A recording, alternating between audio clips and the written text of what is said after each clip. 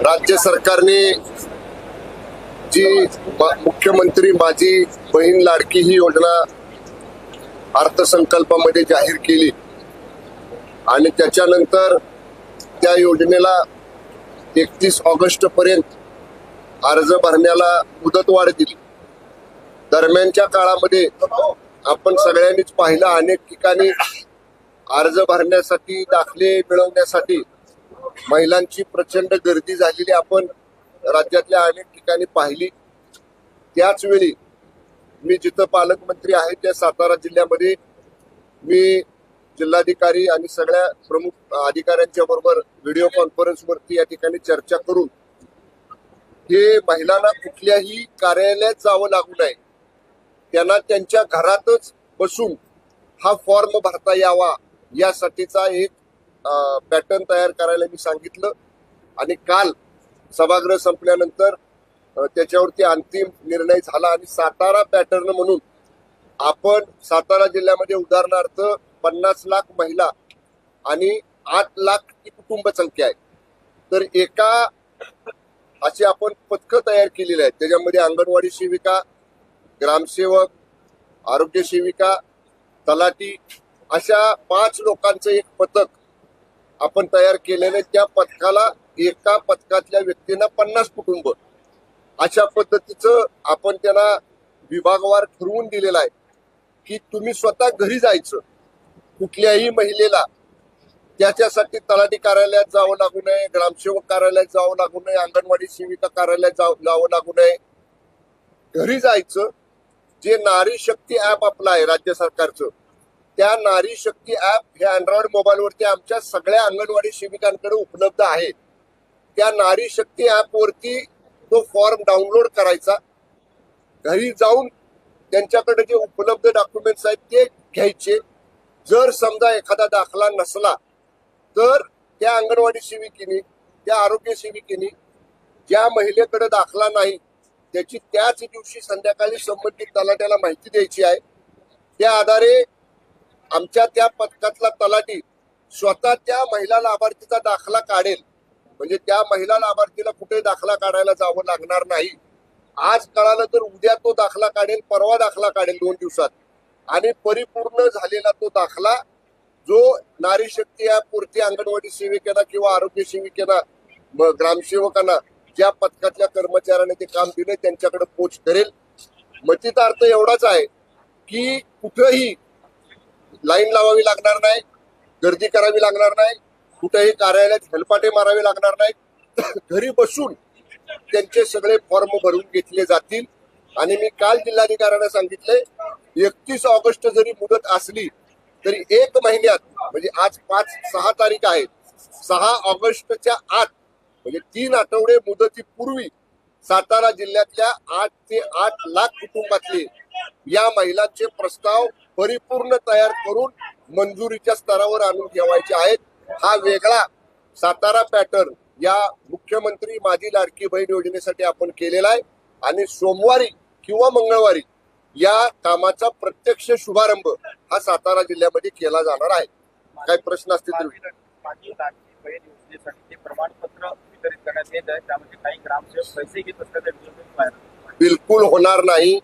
माननीय मुख्यमंत्री महोदयाला जेव्हा असे व्हिडिओ निदर्शनाला आले तेव्हा त्या जिल्हाधिकाऱ्यांना माननीय मुख्यमंत्री महोदयांनी लगेच दूरध्वनीवरनं आदेश दिलेले आहेत आणि असा कुणी कर्मचारी आढळला तर तात्काळ त्याच्यावरती निलंबनाची कारवाई केली जाईल। विश्व हिंदू परिषदेने एक ठराव काढला की 2 पत्नी आणि 2 पेक्षा जास्त मुलं असणाऱ्यांना मुख्यमंत्री लाडकी बहीण योजनेचा लाभ घेऊ नका। प्रत्येक पक्षाला, प्रत्येक संघटनेला आपलं मत व्यक्त करण्याचा अधिकार आहे। मुख्यमंत्री माझी बहीण लाडकी योजनेसाठी एक व्यवस्थित सुटसुटीत त्याची कार्यप्रणाली, नियमावली तयार आहे। त्याचा शासन आदेश निर्गमित झालेला आहे। शासन आदेशामध्ये ज्या बाबींचा समावेश आहे त्याप्रमाणे या सगळ्या पात्र महिलांना त्या योजनेचा लाभ दिला जाईल। ओके, अंबादास दानवे यांनी म्हटलं की मी कुठल्याही प्रकारे दिलगिरी व्यक्त केलेली नाही। नाही, मला माझ्या माहितीनुसार काल मी परिषद सभागृहामध्ये नव्हतो, मी काल दिवसभर विधानसभेच्या सभागृहामध्ये होतो। परंतु जी चर्चा आहे विधिमंडळामध्ये की माननीय विरोधी पक्षनेते विधान परिषद श्री दानवे यांनी दिलगिरी व्यक्त करणारं पत्र माननीय उपसभापती महोदयांच्याकडे दिलेलं आहे आता ते पत्र नेमकं काय आहे ते पाहावं लागेल. माननीय उपसभापती महोदयांशी मी चर्चा करेन आणि त्या जर म्हटल्या की जे पत्र दिले त्याच्यात काय मतितार्थ आहे तर तो नंतर माननीय उपसभापती महोदयांच्या परवानगीनं जरूर माध्यमांसमोर मी सांगेन. विधान परिषद या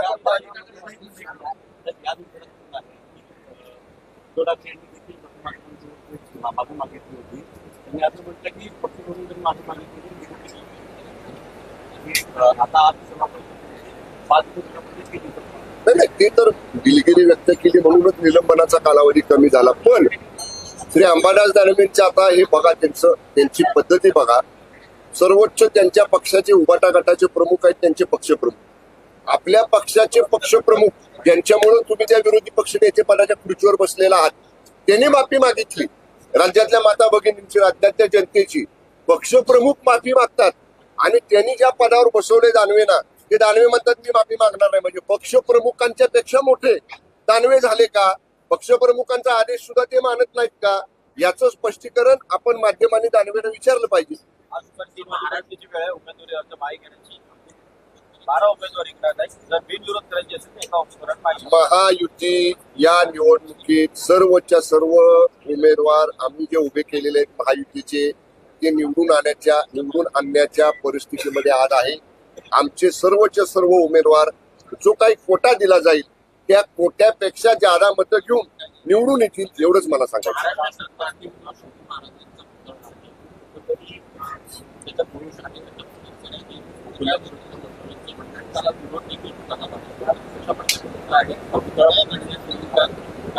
मला या बाबतीतली कल्पना नाही.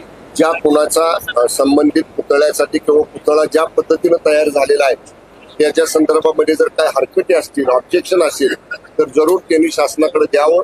कोल्हापूरची जर मंडळी असतील तर कोल्हापूरच्या आमच्या प्रतिनिधी पालकमंत्री महोदयांच्याकडे त्यांनी द्यावं. जरूर ते पाहिलं जाईल तपासलं जाईल आणि समजा तो पुतळा योग्य पद्धतीनं बनवला असं त्यांना वाटत नसेल तर त्यांची जी काय हरकत आहे ती तपासून माननीय मुख्यमंत्र्यांच्या समोर ठेवलं जाईल. या बाबतीतला निर्णय माननीय मुख्यमंत्री घेतील. ओके. राहुल गांधी यांनी वारीमध्ये येऊन कॅटवॉक करू नये असं रणजित निंबाळकर यांनी टीका केली आहे. नाही आता रणजित निंबाळकरांना काय म्हणायचंय कुठल्या अर्थानं त्यांना म्हणायचं ते त्यांनी जरूर म्हणावं. पण याच्या अगोदर तर मला आठवत नाही कधी आपल्या पंढरीच्या वारीमध्ये राहुल गांधी कधी सहभागी झाले होते. आज पहिल्यांदाच ह्या वर्षी पहिल्यांदाच ते येत आहेत. त्यामुळे येत आहेत तर त्यांनी यावं भक्तिभावानं त्या वारीमध्ये सहभागी व्हावं. तो तिथे पांडुरंग बघतोय वरनं कोण मनापासून येतंय कोण कुठला उद्देश ठेवून येतंय. त्यामुळे याच्यापेक्षा जास्त बोलण्यापेक्षा कुणी यावं पांडुरंगाच्या चरणी लीन व्हावं ही आपली महाराष्ट्राची संस्कृती आहे. ओके.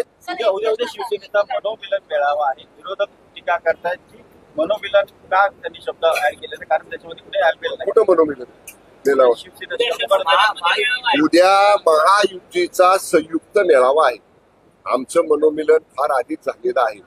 शिवसेना भाजप राष्ट्रवादी रासप आरपीआय जे काय महायुतीतले घटक पक्ष आहेत यांचा एकत्र मेळावा एवढ्यासाठीच आहे की येणाऱ्या कालावधीमध्ये ज्या काही ह्या एवढ्या चांगल्या योजना अर्थसंकल्पामध्ये सरकारने जाहीर केल्या त्या सामान्य लाभार्थीपर्यंत सामान्य लोकांपर्यंत जाव्यात यासाठी महायुती म्हणून कार्यकर्त्यांच्या केडरमधलं त्याच्यासाठी प्रयत्न होणं गरजेचं आहे.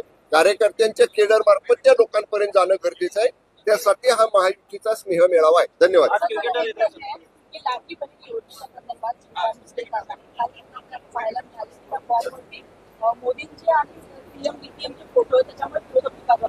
नाही जर मला एक सांगा योजना राज्य सरकारची आहे मग राज्य सरकारची योजना असेल तर हे तिघ जण राज्य सरकारचे प्रमुख आहेत. मुख्यमंत्री दोन्ही उपमुख्यमंत्री आणि कुठेही आपण बघतो जिथं जिथं डिस्प्ले आपण एखादी गोष्ट करतो जिथं एखादी योजना आपण लोकांच्या समोर घेऊन जातो ती सरकारने आणलेली आहे म्हणून सरकारच्या प्रमुखांचा त्या ठिकाणी नामोल्लेख किंवा छायाचित्र जरूर असतं. आणि याच्यावर माननीय पंतप्रधान महोदय आहेत की ज्या माननीय पंतप्रधानांनी आज राज्य सरकारला भरभरून मदत अशा सगळ्या योजना राबवण्यासाठी असेल किंवा इतर कामांसाठी राज्याला केलेल्या आहे. त्यामुळे ज्यांच्या प्रेरणेनं ज्यांच्या नेतृत्वाखाली अशा पद्धतीच्या चांगल्या योजना चालल्या आहेत त्याच्यावर सुद्धा जर विरोधक टीका करत असतील की तुमचा फोटो का लावला तर आज सरकार आमचं आहे. सरकार लोकांच्यासाठी सामान्य जनतेसाठी सामान्य नागरिकांसाठी अशा चांगल्या योजना आणतंय त्याच्यावर विरोधकांनी टीका करणं योग्य नाही. ओके नाही मला हाऊसमध्ये